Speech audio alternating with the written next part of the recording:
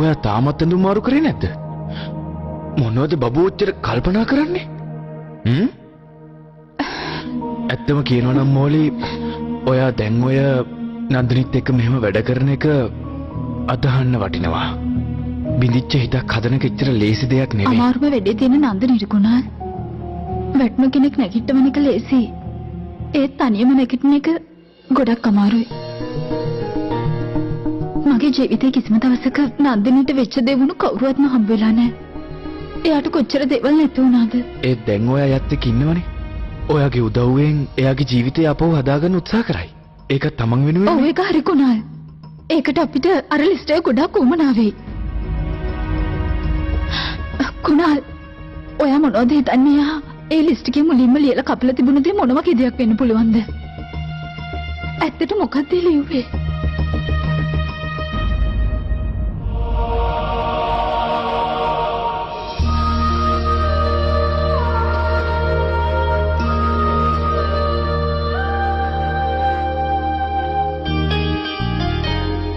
නන්දිනී මං අහලා තියෙන ඔයාට හොඳට නටන්න පුළුවන් කියලා.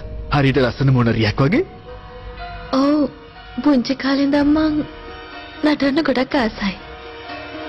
ඉතින් පොඩ්ඩක් එහෙම දෙයක් කරලා පෙන්නන්නකෝ. අදට අපි දෙන්න කසාද බඳලා මාසයයිනේ. ඉතින් ඒ සතුට සෙලිබ්‍රේට් කරන්නම ඕනනේ. ඔව් මම භරතනාට්‍යම් කරලා තියෙනවා.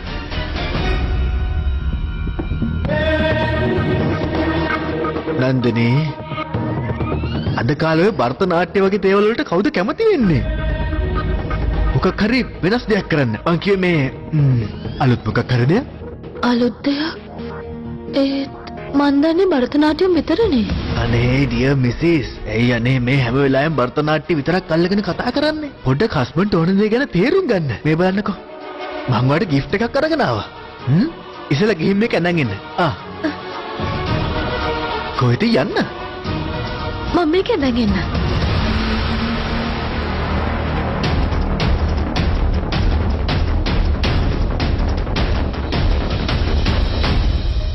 දැස්රේ නේද?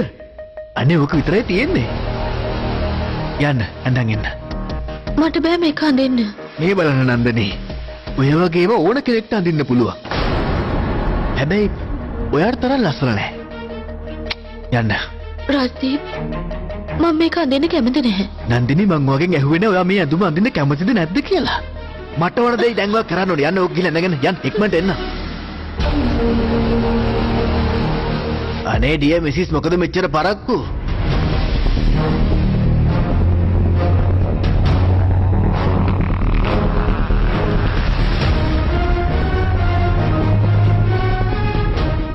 මොකද මේ මලමිණියකගේ රෙද්දක් පරවගෙන ආවේ?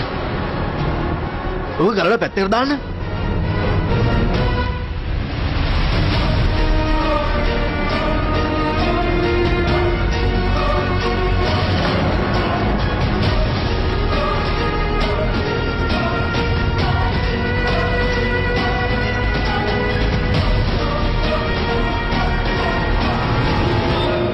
ඔය ඉන්නේ නිකන් ගෙනේ කිකිලියක් වගේ. කො චුට්ට ඩාන්ස් කරන්නකෝ. අර ඩීජේ වලට කෙල නටන්නේ අන්න ඒ වගේ. ඇයි මේ? හරි මියුසික් නේ. ඔහොම ඉන්න.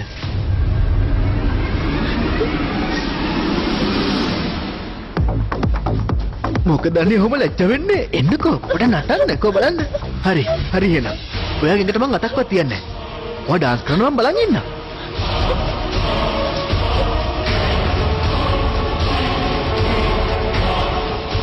ඇයි ඔහොම දුකෙන් ඉන්නේ අනේ? මේක බලගයක් නෙවෙයිනේ. අද කොච්චර සතුටු දවසක්ද? නටනවා.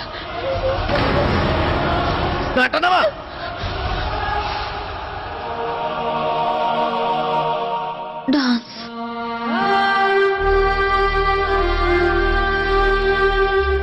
මං කොච්චර කැමතිද ඩාන්ස් කරන්න. ඒත් මගේ ආසාව නැත්තටම නැති කරලා දැම්මා. දැන් ඒක ආසාවක් නෙවෙයි. හරියට නිකන් මම දැකපු නරක හීනයක් වගේ. Good morning අම්මේ. Good morning. මොකද උනේ? ඔයා හොඳින් නේද? මට ප්‍රේණ කෝල් කළා. එයා බොරුවට කරදර වෙනවා. ඊයේ පෙරේදානේ ගේ මාරු කළේ. සීරම සෙටල් වෙන්න ටික කාලයක් යනවා. ඒ වුණාට මැඩම් අහස කඩාගෙන වැටලා වගේ ඉන්නේ. එයාට කිසිම දෙයක් තේරෙන්නේ නැහැ. ඒත් එයා මේ දවස්වල අමාරුවෙන් ඉන්න වැත්තේ. මං යාගේ බර්ත්ඩේ එකටත් කෝල් කළා ඒත් එයා ආන්සර් කරේ නැහැ. ඔයා උදේ නේද එයාට කෝල් කළේ? ඔයා එයාගේ අම්මනේ ළමයා ඔච්චර කරදරින් ඉන්නේ කේ ටික දවසකට ඒ ළමයා බලන්න ගියා නම් නරකයිද? ඒක ඉතින් ඒ ළමයට උදව්වක් නේ. නිකම් මෙයා බොරුවට මෙහාට වෙලා ඉන්නවා. මෙයාගෙන් ඇති කිසිම වැඩකුත් නැහැ. එහෙට ගිහින් කාගෙත් වෙලාව නාස්ති කරලා දැම්මා නම් ඉවරයිනේ. ඇත්ත. මාත් මේ කල්පනා කළේ එහෙට ගිහින් ආවොත් හොඳයි කියලා. ඉතින් තවත් මොකටද ප්‍රමාද කරන්නේ? ලෑස්ති වෙලා ඉක්මනට යන්න. DND do not delay. මෙයා අච්චනම් වෙලාවකට හැසිරෙන්න පොඩි ළමෙක් වගේ. අම්මේ ඔයාලා දෙන්න අතර මොකද්ද සිද්ධ වුනේ? ඇයි ආච්චි තාමත් ඔයත් එක්ක තරහින් ඉන්නේ? එහෙම මොකුත් නෑ පුතේ. මේක තමයි නැන්දමලේලි කතන්දරේ. ඔයා දුක් වෙන්න එපා. මොකද්ද මේ නන්දනී කොහෙද ගියේ? උදේ ඉඳන් දැක්කේ. එයා හැරෙන්නේ 6:00 විතර. තාමත් කාමරේ ඇති. මම බලන්නම්. එයා කාමරේ නෑ. උදේ ඉඳන්ම හිටියේ නෑ. එහෙම කොහොමද නැති වෙන්නේ? එයා වොෂ්රූම් එකේ ඇති. නන්දනී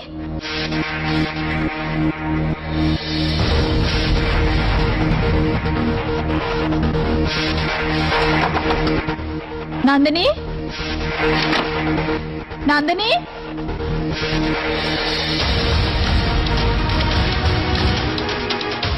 නන්දනී කුණල් අනේ නැගිටින්නකෝ ඉක්මනට නැගිටින්න. මොකද මූලි? කුණල් නන්දනී කොහෙවත් පේන්නේ නැහැ. මම මුල් ගෙදර මෙහෙවුවා. එයා කොහෙ ගිහින්ද දන්නේ? මොනවද මේ කියන්නේ? හරි ඉක්මනට ගිහලා බලමුකෝ.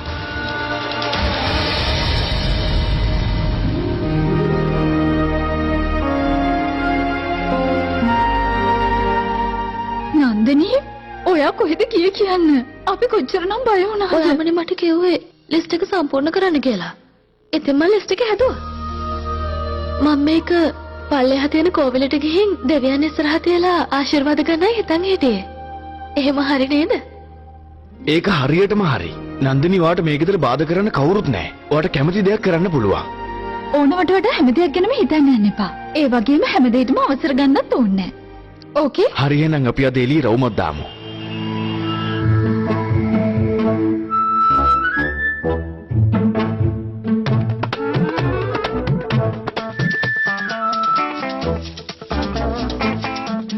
අනේ අම්මේ මට මේක කරන්න බෑ. අයියෝ try කරන්න.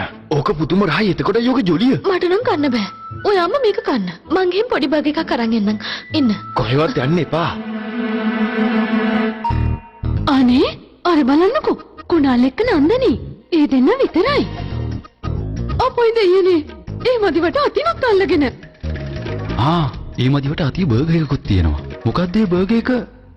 චීස් බර්ගර් එකක් නේ. මාත් කාලා බලන්න ඕනේ. මොනවද මේ බර්ගරයක් ගැන කියවන්නේ? බලන්න මෝලිගේ පවුල කැඩෙන්නයි යන්නේ. ඔයා මේ විකාර කියවනවා. මං අපි වෙනුවෙන් බර්ගර්ස් දෙකක් ඕඩර් කළා. මේක ඔයාගේ එක. ඒක ඔයා කන්න.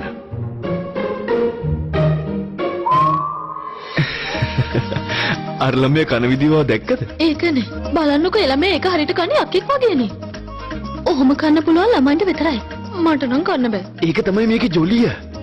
මේක කෑවම අපි පුංචි කාලේට යනවා. හරි. ඔක පොඩ්ඩක් පොඩි කරලා එකපාරට කන්න.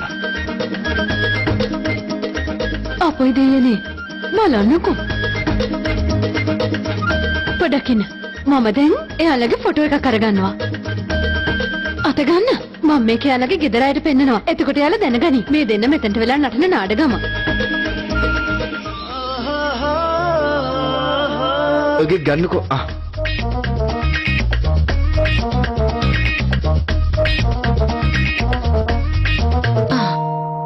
මෙතන පිහගෑරපුත් තියනවානේ. මම මේකෙන් කන්නම්.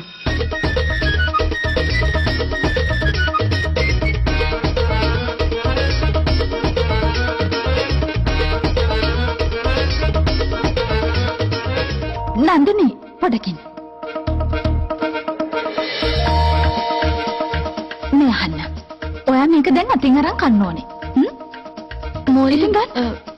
මෙහෙම මට යකෙක් වගේ කැම කාලා නම් පුරුද්දක් නැහැ. මෙතන කොච්චරනම් මිනිස්සු ඉන්නවද? එයාලා මොනවා කියයිද? ඔයා මොකටද මිනිස්සු ගැන හිතන්නේ නන්දනී? මේක ඔයාගේ බර්ගර් එක. ඔයාට ඕන කරන විදිහකට මේක කන්න. මිනිස්සු ගැන ඕනවට වඩා හිතන්න යන්න එපා. ඕකේ?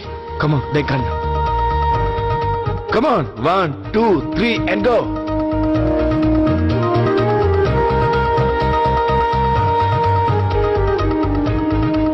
අහහ එකකටත් කාලි ඉවරන කලින් ඔය අනිත් කට තනියවරම කන්න ඕන. එතකොට නියම රස තියෙන්නේ. ඔය තියෙන නියම ඔය. very good. කට්ටිය නගරනවා නම් හොඳටම වැඩි. ඔය යාළුකමට නම් මෝලිට ලොකු වන්දියක් ගෙවන්න වෙයි. ආච්චි මට නම් ගොඩක් බයයි. බැරි වෙලාවත් ඉතින් අද ඉන්නේ යාළුවා හෙට වෙන කවුරු හරි වුණොත් එහෙම තේරෙනවනේ. ඒක බොන්න. නෑ ඉතින් මම මේ කිව්වේ අපේ මෝලී කුණාලුයි දෙන්න හරි අහිංසකයිනේ. ඒත් ඉතින් ඔය විදියට කසාද කැඩිච්ච කෙල්ලෙක් මේ වගේ පවුලක ඉන්න එක කසාද බැඳලා ඉන්න අයටත් ප්‍රශ්නයක් වෙන්න පුළුවන් නේ. ස්වීටි ඔයාගේ උපාධිය මොකද්ද? ජර්නලිස්ට් කෙනෙක් විදිහටනේ. ඇයි? ඕ ඇත්තද?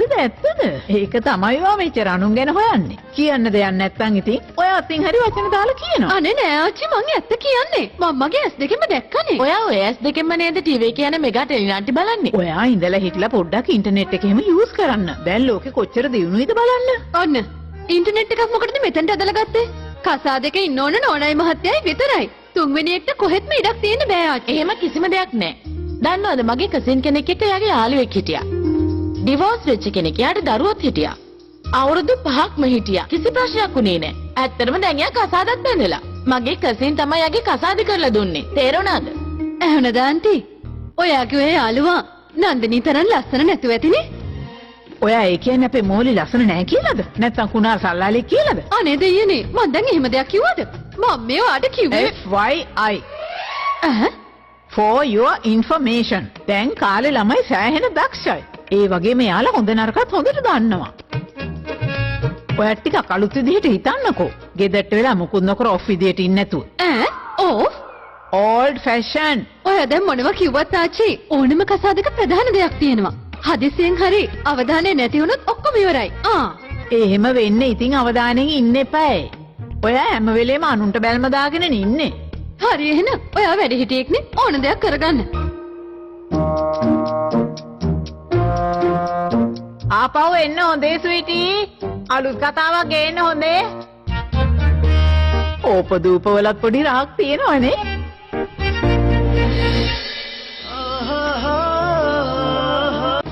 පූරි කාලා නෙවෙයි පානිපූරි චැලෙන්ජ් එක මොන වගේද කියලා මම හොඳට දන්නවා. ඔයා බලන්නකෝ. තව ටිකකින් නන්දිනී පරාද වුණාම යාගේ මූණ කොයි වගේද කියලා. හරි ඉතින් try කරන්නකෝ. හැබැයි පරාද වෙලා මට නම් බනින්න එපා ඕකේ. මෙයා පානිපූරි කාලේ චැම්පියන් වෙච්ච කෙනෙක්. ඔයා ඔය කියන වෙන කොයි හරි චැම්පියන් කෙනෙක් වෙන්න ඇති. අපිත් මේ එහෙම හැදිච්ච අය නෙවෙයි. මට නම් ඕන කෑමක් එකයි.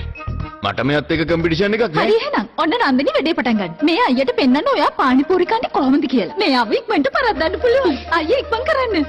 කුණාල් ඔයා පරදේ නේද? මම පරදින්නේ නෑ නන්දිනී. හරි. දාන්න ඉක්මනට. හරි come on. මේ දැක්කද මෙයාගේ පළවෙනි පානිපූරි එක කනවා. එන්නකෝ මට පෙන්නන්න. නන්දිනී නියමට වැඩේ කරනවා.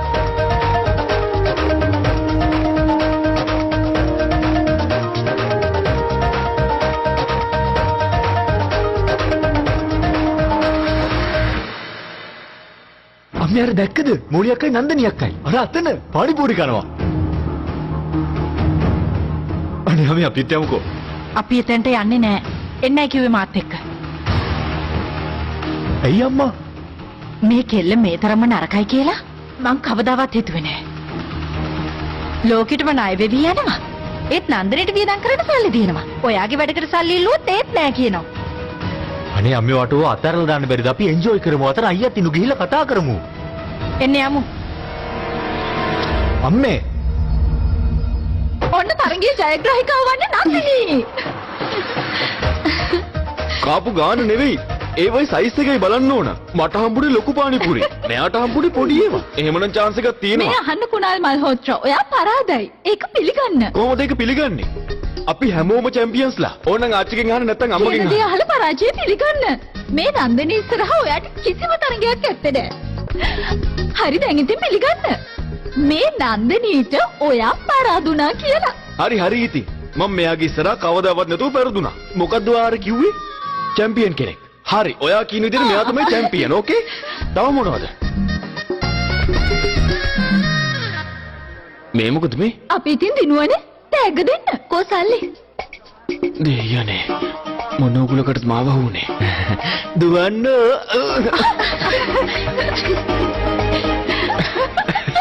ඔයා නම් පුදුම කෙනෙක් තමයි. පරාජය පිළිගන්නව නෑ නේද? ඔයාත්